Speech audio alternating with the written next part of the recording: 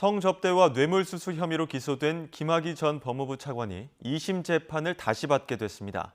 파기환송 판결과 함께 보석도 허가되면서 김 전 차관은 조금 전 석방됐습니다.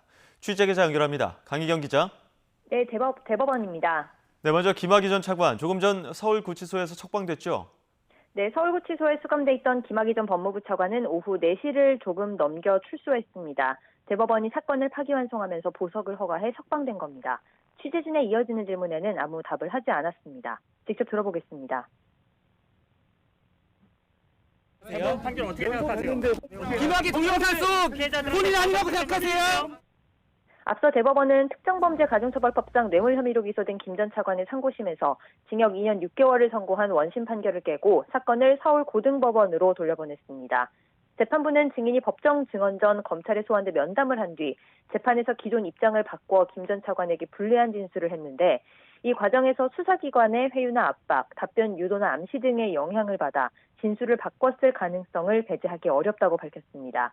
그러면서 증인에 대한 회유나 압박 등이 없었다는 사정을 검사가 구체적인 방법으로 증명해야 증인 진술의 신빙성을 인정할 수 있다고 지적했습니다. 2심 재판에서 이 부분을 다시 심리해야 하고 검찰이 지적받은 부분을 증명해야 유죄 판단이 유지될 수 있다는 겁니다. 대법원은 이번 판단에 대해 검사가 증인을 사전 면담한 이후에 이루어진 증언의 신빙성과 판단 기준을 판시한 최초 판결이라고 설명했습니다. 네, 김 전 차관이 어떤 혐의를 받았고 또 하급심 판단은 어땠는지 정리해 주시죠. 네, 앞서 김 전 차관은 지난 2006년부터 2년 동안 건설업자 윤중천 씨로부터 뇌물 1억 3천만 원과 13차례의 성접대를 받은 혐의로 재판에 넘겨졌습니다.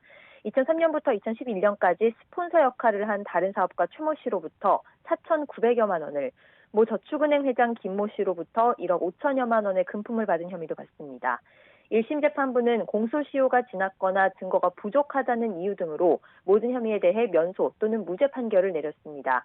하지만 2심은 스폰서 뇌물 가운데 4,300만 원에 대해서는 유죄를 인정해 징역 2년 6개월과 벌금 500만 원, 추징금 4,300만 원을 선고하고 김 전 차관을 법정 구속했습니다.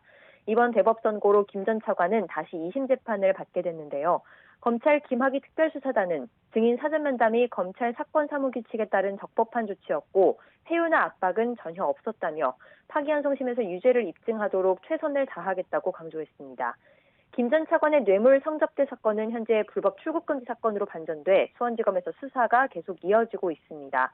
김 전 차관 재조사 직전 해외로 출국하려는 김 전 차관을 제지하는 과정에서 불법 행위가 있었다는 정황이 발견돼 검찰이 수사를 진행하고 있는데요.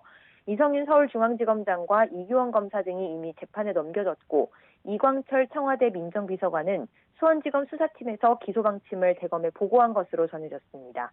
지금까지 대법원에서 YTN 강희경입니다.